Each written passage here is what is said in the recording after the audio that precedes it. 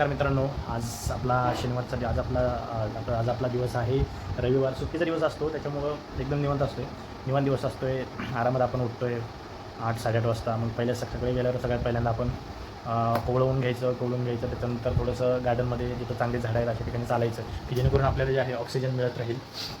एक चांगला oxygen at least आपल्याला सुट्टीच्या दिवशी मिळेल, कोवळून देखील आपल्याला मिळेल, असा एक आपला प्रयत्न असतो.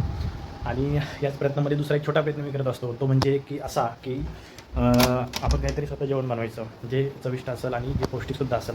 एक छोटासा प्रयत्न. तर आज काय झालं की मग याच्यामध्ये फळं देखील मी सामील करतो. फळंसुद्धा मी खातो. फळं तर तशी डेलीच खात असतो, म्हणजे केळी असेल किंवा आंबा असेल किंवा अजून दुसरं कुठलं फळ असेल. आज PGवरती जे पोरं आहेत बरीचशी म्हणजे सगळीच गावाला गेलीत, बाहेर गेलीत. आज एकटाच आहे मी. मग एकटाच आहे तर मग सकाळी फळाच्या गाडीवाला आला होता, त्याच्याकडनं अर्धा किलो आंबे घेतले. एकटाच असल्यामुळं जास्त मला जाणार नाही आणि नंतर ते खराबसुद्धा होऊन जातं, त्याच्यामुळे मी काही जास्त आंबे घेतले नाही. आता हे जे आहेत बदामी आंबे आहेत. त्याचा वास कसा येतो, जसं ते तुम्ही आंब्याचा रस पिणाऱ्याला तसा वास येतो, तसा वास येतो याच्याकडं. ठीक आहे. आज बेत केला आपण वरण भात आणि बिहारी आयटम आहे भुजिया, आलू भुजिया. तर आपण आपल्याकडं सगळं मटेरियल अवेलेबल आहे. कुकर आहे आपल्याकडं, त्याच्यामध्ये आपण डाळ शिजायला टाकणार, म्हणजे जेणेकरून ती लवकर शिजणार डाळ. आणि नंतर अजून हे एक आहे, हे छोटंसं भांडं आहे, ते आपल्या मित्राचं आहे, त्यांनी दूध गरम करायला आणले. तर आपण याच्यामध्ये टाकणार भात शिजायला. ठीक आहे. थोडासाच भात टाकणार एक जणी आज. आणि अजून आपल्याकडं टोमॅटो वगैरेसुद्धा आहे. टोमॅटो आहे, नंतर बटाटे आहेत.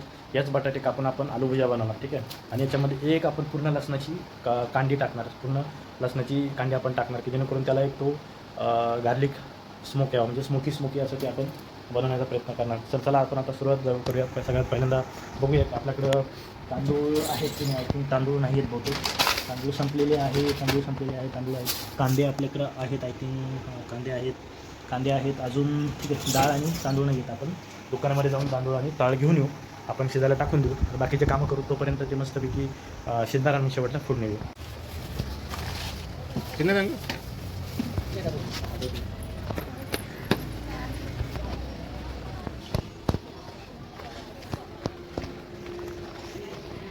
नमस्कार मित्रांनो, आपण आता एक काम केलेलं आहे.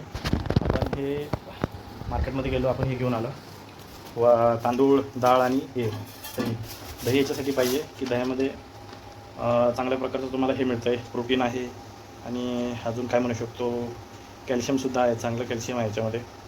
ठीक आहे. म्हणून दही महत्त्वाचं आहे. एक काळ असा होता की मला दही आवडत नव्हतं, ते आंबट लागायचं.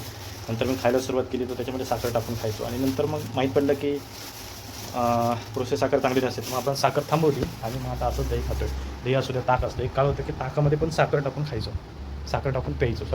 खायचं नाही, प्यायचं. तर हे आता सवय झाली सगळ्या गोष्टींची.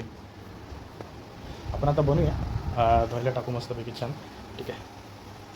परत आता केसावरती हात पहिल्यांदा धुवून घेऊ आणि मग सगळी भांडी वगैरे. आपला कुकर आहे, कुकरला आपण पहिल्यांदा हे करू, मोकळं करू. आता याच्यामध्ये आंबे टाकले होते, त्याला कुकरला मस्तपैकी याला मी धुवून टाकतो. ठीक आहे.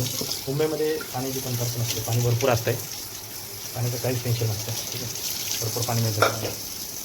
आता मी एक काम करतो, एक भांडं आहे, हे सुद्धा मी धुवून काढणार याला मी. ठीक आहे. धुवून काढतो मी याला. ठीक आहे. आता सुरुवात करूया फटाफट. अरे बापरे, क्या हो रही. आता याच्यामध्ये दही सरळ बाजूला सर. त्याला मी काय करतो, डाळ काढायची, डाळ हे करायचं. ठीक आहे. धन्यवाद. तांदूळ करतो मी. आता याला मी हे करतो, वाटीकडे गेली छोटीशी वाटी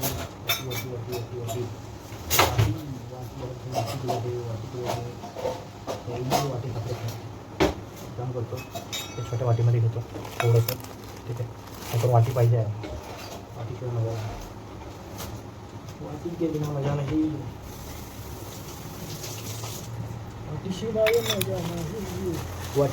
तर वाटीमध्ये हे तांदूळ टाकतो. ठीक आहे. एवढंसंच घेतो मी आज, जास्त जाणार नाही आपल्याला, तर आले वाटतं बरोबर. ठीक आहे. आता एवढं घेतलं मी, याला मी मस्तपैकी ह्या भांड्यामध्ये टाकतो. ठीक आहे. तर याला बघायला टाकतो.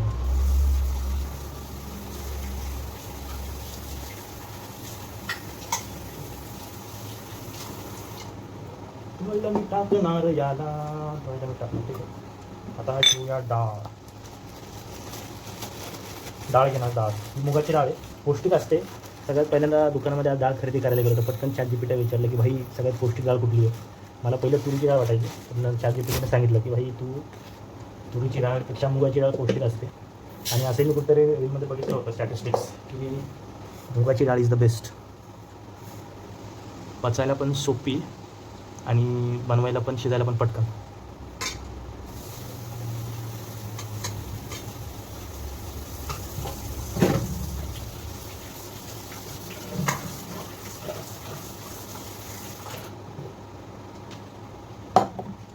तर मी पण भिजायला टाकलेत मस्तपैकी, त्यांना धुवून घेतो. चला आता बनवतो, जेवण बनवतो आणि मग तुम्हाला दाखवतो जेवण कसं बनलं आहे. आता जे आहे छानपैकी दोन्ही जे आहेत आयटम आपण धुवून घेतलेत. हे आपलं राईस आहे आणि हे जे आहे ही आपली डाळ आहे.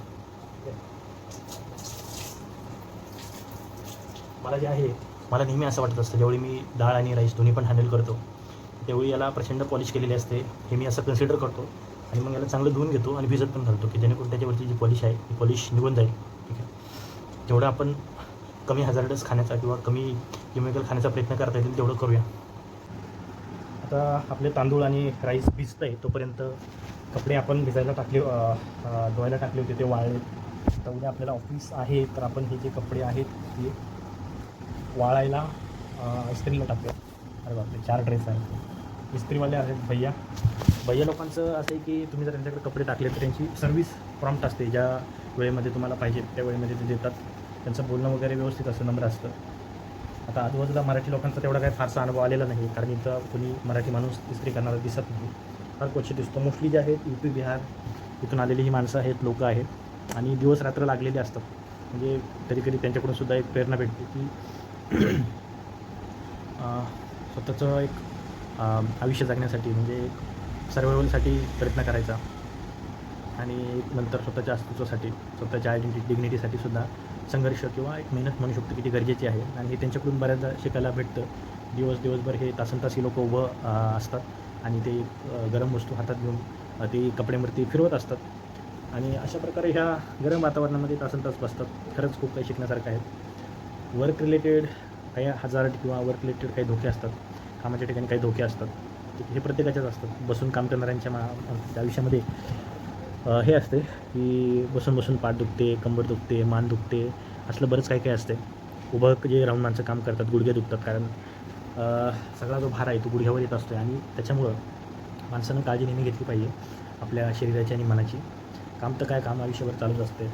मी 20-30 वर्षाचे असाल आता, पुढची 40-50 वर्ष पण कामच करायचं आहे आणि 60नंतर पण कामच करायचं असते, हलकं फुलकं. ठीक आहे, काम कधी चुकत नसतं, पण शरीर आणि मन जे आहे ते जपणं गरजेचं आहे. ठीक आहे, कारण जेवढं आपलं वय होतं म्हातारपणामध्ये तर ह्या गोष्टी फार त्रास देतात. शरीरावर आणि मनावरती झालेले जे घाव आहेत ते आपल्याला मृत्यूपर्यंत सतावत असतात, त्रास देत असतात, पेनफुल असतात. आणि म्हणूनच आपल्या आयुष्यामध्ये काळजी घ्यायची असेल, तुम्ही स्टुडंट असाल किंवा कुठं काम करत असाल किंवा तुमचा काही धंदा असेल किंवा दुसऱ्या कुठला काही तुम्ही काही काम करत असाल, जो काही तुमचा प्रोफेशन असेल, body and mind is the core of your existence, so you should always take care of both. I'm saying both, not just body.